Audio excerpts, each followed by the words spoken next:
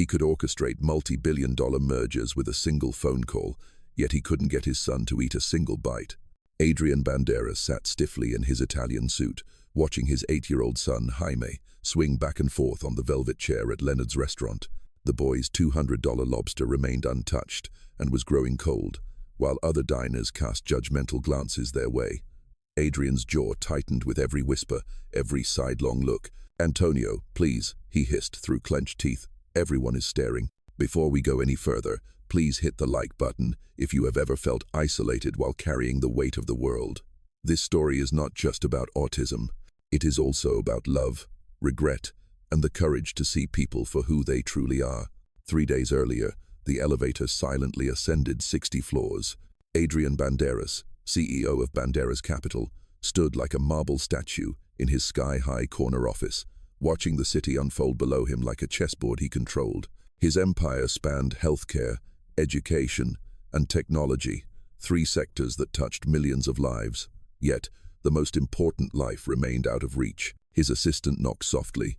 "Mr. Banderas, the car is ready for your dinner with Antonio." Adrian closed his eyes. Another obligatory father-son meal. Another evening spent across from a child living in a world Adrian could not enter. Across town, Louise Rayner tied her apron in the cramped staff break room at Leonard's. At 32, she worked with the seasoned efficiency of someone who had learned to carry burdens quietly. Her hands were calloused from double shifts, but her eyes held something money could not buy, a depth of understanding born from loving those overlooked. She checked her reflection in the cracked mirror. 10 years prior, those same hands had guided 20 special needs children through moments of breakthrough. 10 years prior, she had believed education could change the world. Now, she carried plates and swallowed pride, one table at a time. Meanwhile, 8-year-old Antonio Banderas sat in the back seat of the Mercedes, his small hands tracing stars on the window. City lights blurred like stars he could never touch. He lived in a 17-room mansion, but spent most of his time in a single room, his bedroom, where the world became more manageable and sounds did not hurt him. Dinner began predictably. Adrian and Antonio sat in their reserved corner booth, the boy immediately covering his ears as the restaurant's soft jazz piano chimed. Adrian ordered for both of them, his voice carrying the decisive tone of a man accustomed to being obeyed. "The usual for the child," he curtly told Louise, without looking up from his phone. "And make sure it is not too hot. He is a picky eater." Louise nodded, but her keen eyes were on Antonio. She recognized the familiar signs, the sensory overload, the internal withdrawal, the way his small body curled like a question mark seeking answers. When the food arrived, the familiar dance began. Adrian coaxed, bargained, gently threatened. Antonio swung and hummed, lost in his own world. Other diners whispered and stared. Adrian Banderas, a name that could send stock markets into a frenzy with a mere rumor, was playing a role he despised most, that of a helpless father. Antonio was not screaming or throwing a tantrum. He was simply on another planet, a place Adrian had no ticket to. Antonio's world was woven from stardust and galaxies. For him, autism was not a condition. It was a special lens through which to view the universe. He mumbled names Adrian had only heard in passing on science channels: Orion Nebula, Jupiter. He used the expensive silver fork, meant for foie gras, to draw an invisible constellation on the tabletop. Then he picked up the salt and pepper shakers, placing them in positions he deemed logical. "This is Earth," he whispered, "and this is its moon, Phobos. They need to be in the right orbit." Adrian felt the gazes from surrounding tables. There was curiosity, there was annoyance, and worst of all, there was pity. They were like invisible needles pricking the powerful facade he had meticulously built. "Antonio, please," Adrian hissed through clenched teeth, trying to keep his voice low so as not to disrupt the restaurant's false tranquility. "Can you stop? Everyone is staring." Antonio seemed not to hear. His gaze was now entirely focused on someone who had just approached. It was Louise Rayner, a waitress. In a restaurant where every staff member seemed carefully selected for their appearance, she stood out as the only woman of color. He pointed to the almost untouched steak on his plate and the cherry tomato beside it. His voice was a whisper, but in the quiet space, it rang clearly. "This is Mars, and this is its moon, Phobos. They need to go into the correct orbit." The silence became suffocating. The restaurant manager, A man with slicked-back hair and an industrial smile began to stride quickly toward them, his face showing clear annoyance. Adrian had a canned apology ready in his head, but then Louise did something unexpected. Louise did something that changed everything. She knelt beside Antonio's chair, not standing over him like the adults in his life, but at eye level with him. She began to hum a melody so soft it was like a lullaby wrapped in starlight. It was Twinkle, Twinkle, Little Star, but set to minor chords that somehow matched Antonio's swaying rhythm. His hands stilled, his eyes, which often darted everywhere but faces, now found hers. Without stopping the hum, Louise picked up a small piece of lobster and moved it in gentle circles. It was the exact pattern Antonio had drawn on the table. She made the food dance, transforming dinner into a silent ballet only he could see. She did not look at the approaching manager, nor did she glance at the powerful boss at the table. She gently set her serving tray down, and in one graceful movement, she knelt, placing herself at eye level with Antonio. The entire restaurant seemed to hold its breath. "Oh, a young astronomer," she said, her voice warm and gentle like a small stream. "I love Mars too, such a mysterious red planet." She showed no condescension. She spoke to Antonio as if they were two scientists discussing an important problem together. "But do you know," she continued, "the moon Phobos is actually very small. It should only be a little close to Mars, like a loyal companion." Without hesitation, Louise used her slender fingertip to gently move the cherry tomato closer to the steak. Then she smiled, and with the small spoon meant for dessert, she drew an imaginary arc on the table. "And this is its orbit, a perfect orbit. Now it will never lose Mars." A true miracle happened. Antonio looked up. His eyes, which had only seen a distant world no one else could, now focused on someone for the very first time.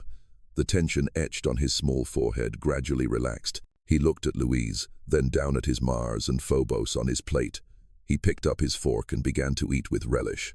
Adrian sat stunned. His entire world, a world of numbers, contracts, and negotiations, seemed to come to a halt. Who was this woman? What kind of magic had she used that no expert, no highly paid psychologist could accomplish? She had not just gotten his son to eat, she had entered his world. That magical moment was a salvation for Adrian, but it marked the end of Louise's career at Leonard's restaurant. The next day, she received a termination notice, citing unprofessional conduct and disturbing a significant customer. Adrian heard the news, an unprecedented sense of bewilderment and regret creeping into his heart. He was used to solving every problem with money, but this time, he realized he had just caused a problem that money probably could not fix. And more importantly, he had met someone he knew he could not afford to lose. Adrian Banderas was not accustomed to feeling disoriented. In his world, everything could be analyzed, valued, and acquired.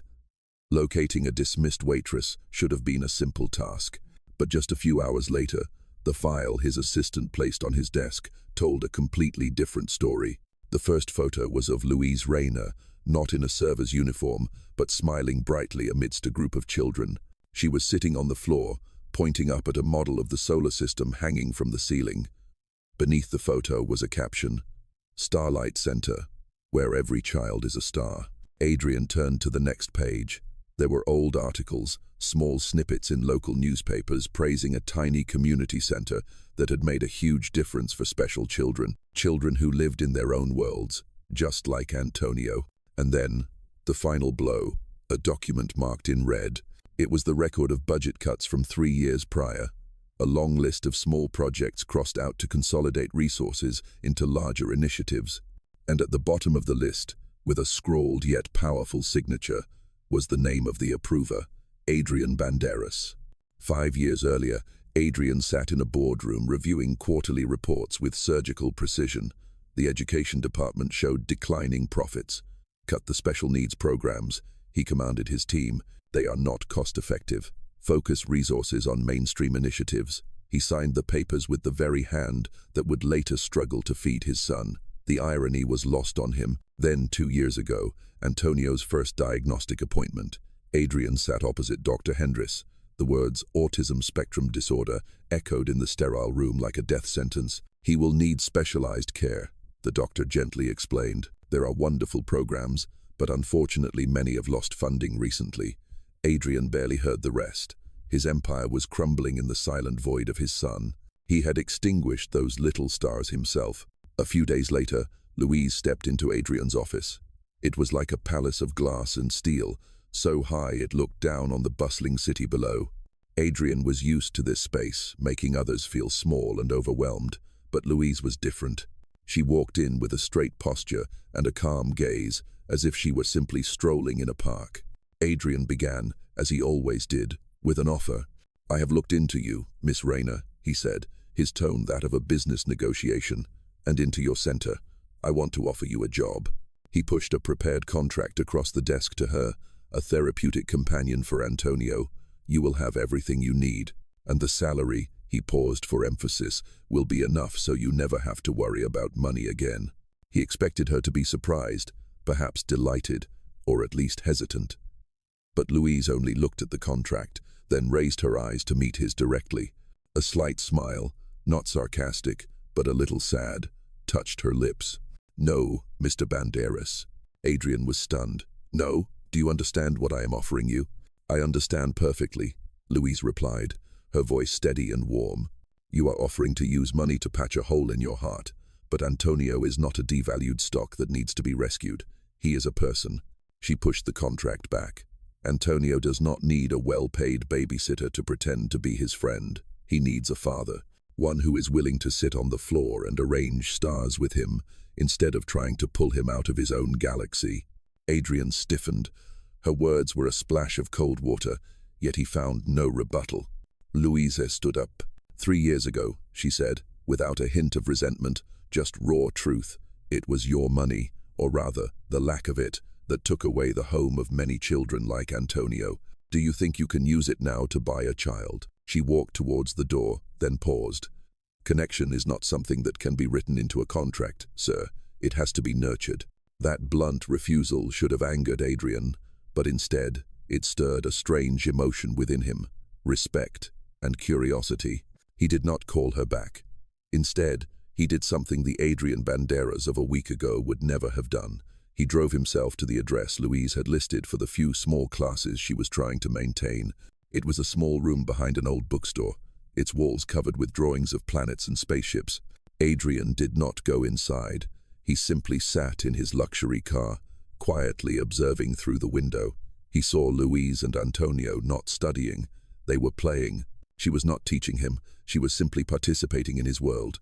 Together, they built a rocket out of wooden blocks, read a book about black holes, and drew imaginary constellations. He saw his son, for the first time in years, look truly comfortable, truly happy. In the following weeks, Adrian found himself requesting Louise's section whenever he took Antonio to dinner. The boy, who could not sit still for 5 minutes at home, would spend hours eating peacefully under her gentle guidance. She taught Antonio small things: how to dim a phone screen so it did not flicker, how to speak in a lower voice, how to approach Jaime from the side, not head-on. Each lesson was like learning a new language, a language his money could not translate. "You understand him well," Adrian admitted one evening, his usual arrogance replaced by something genuine. "Where did you learn?" "Practice," Louise simply replied, as she refilled his water glass. But something in her voice suggested much was left unsaid. Adrian began to arrive early, staying late. Other diners complained about the disruption of Antonio's presence, but Louise always seated them in her quietest corner, creating a bubble of peace in the chaos. However, the story of the mysterious waitress and the billionaire was too tempting a morsel for the tabloids to ignore. Candid photos of Adrian lurking outside the bookstore began to appear in the papers, and that is when Margaret, Adrian's ex-wife, appeared. But the real threat came from an unexpected source. Margaret Sinclair, Adrian's ex-wife and Jaime's mother, read the tabloid stories from her penthouse in Monaco. She had abandoned the family 2 years earlier, when Antonio's diagnosis made their perfect life inconvenient. Now she saw an opportunity. She flew back from London, not with tears, but with a formidable team of lawyers. "You cannot even care for a normal child, let alone one like Antonio," she declared in a snap press conference. "An inappropriate relationship with service staff," she announced to all the press. "Clearly an unsuitable environment for our son. I want custody." The evening everything changed began like any other. Louise approached their table with her usual gentle smile.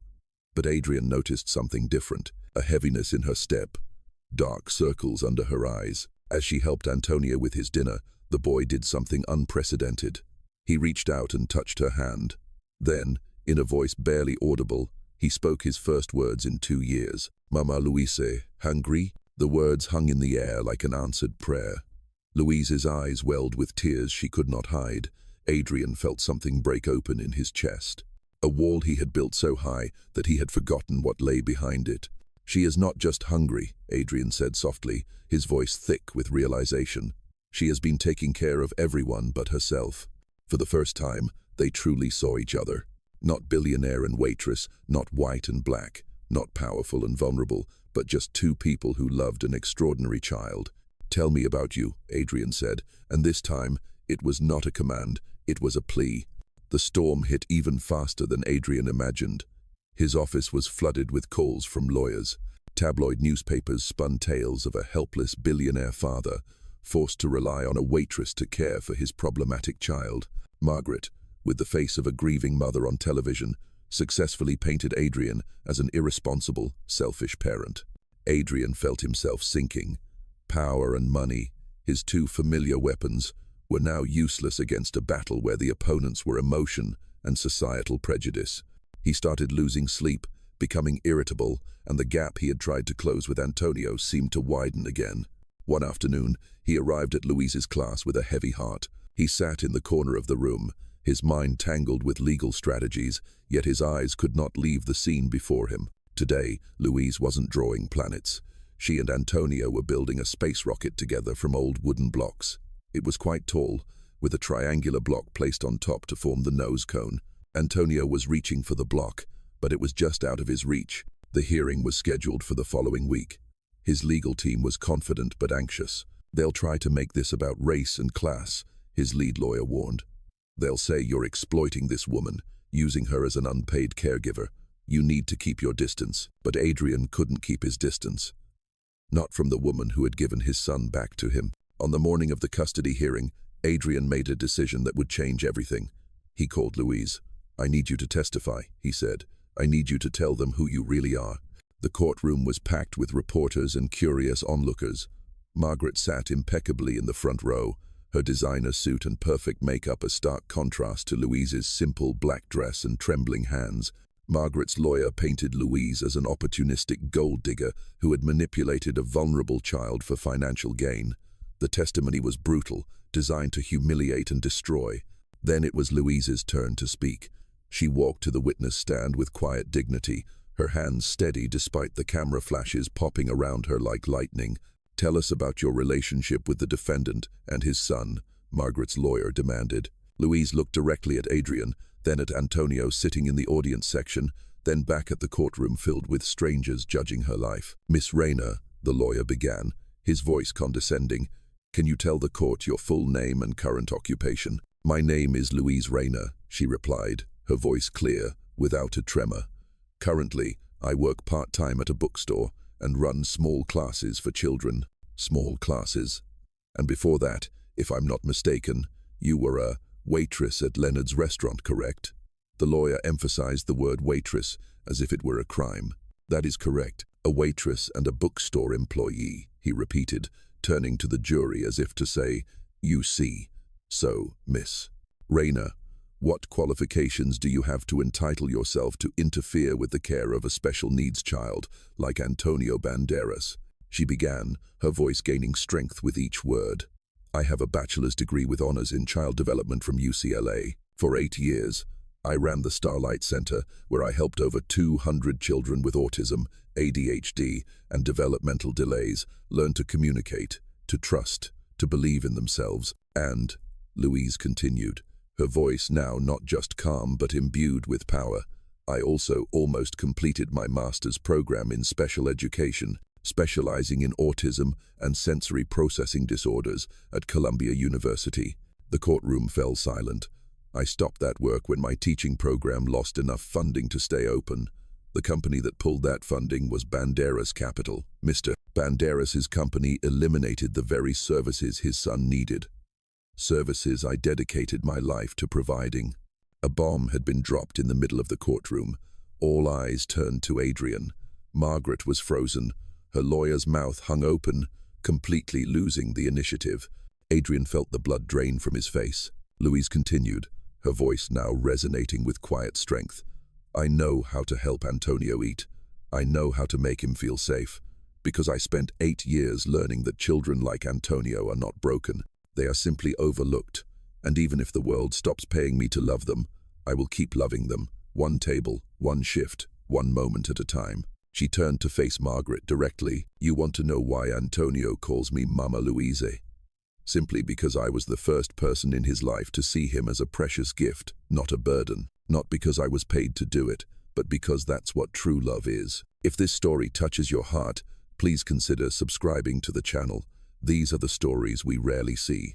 Stories where dignity prevails and love gently rewrites all the rules. In that moment, Adrian heard nothing else.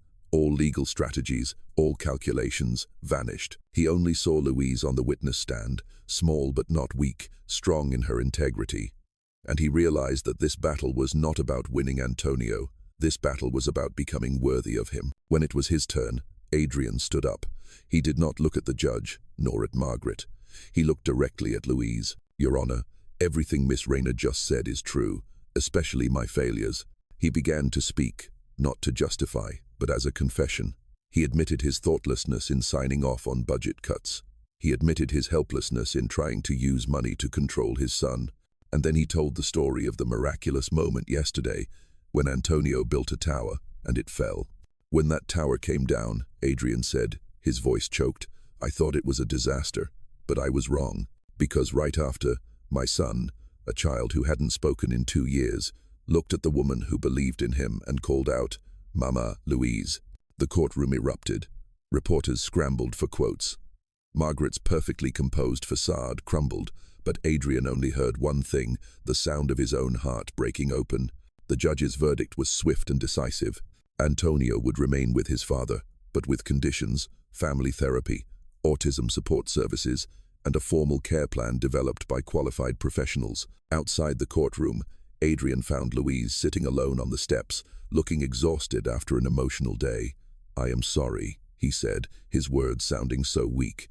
I am sorry for what my company did. I am sorry for what I took from you, from all those children. I am sorry it took losing my own son's trust for me to understand what I had destroyed. For a man who had once dismissed hundreds of lives with a stroke of a pen, this apology carried the weight of 1,000 regrets.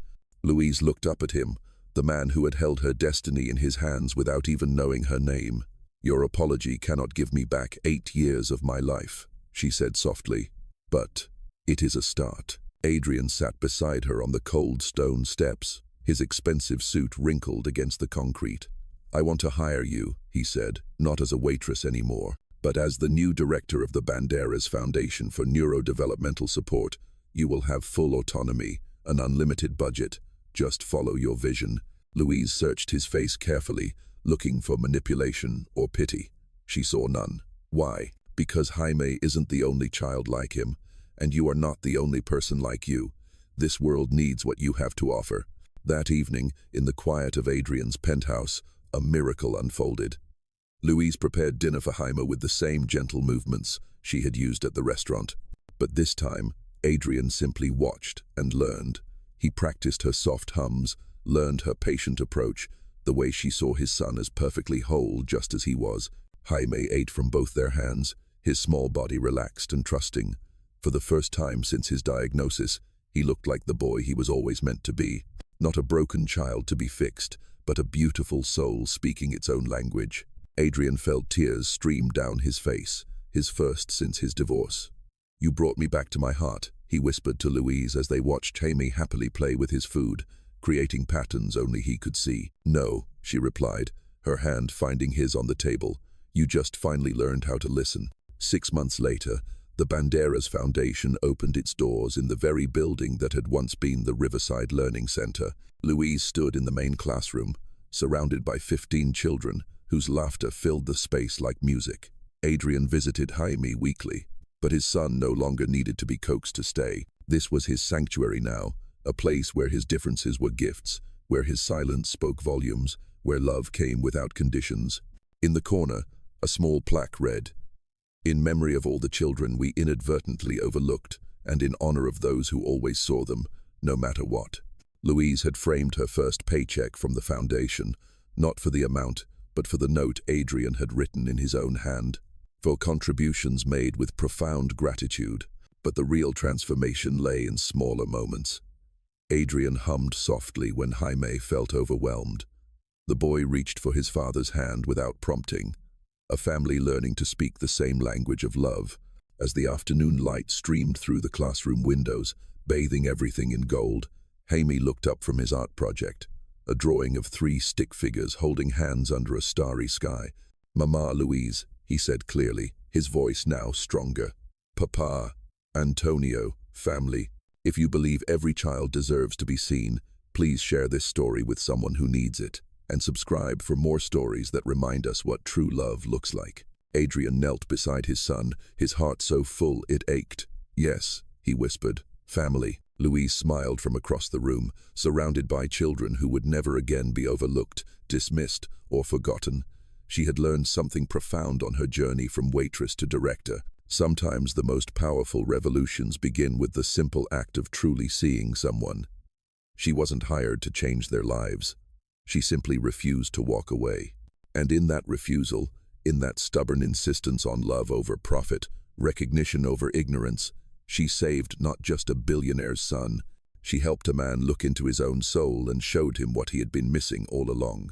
Sometimes, the person you inadvertently overlook holds the key to everything you're searching for.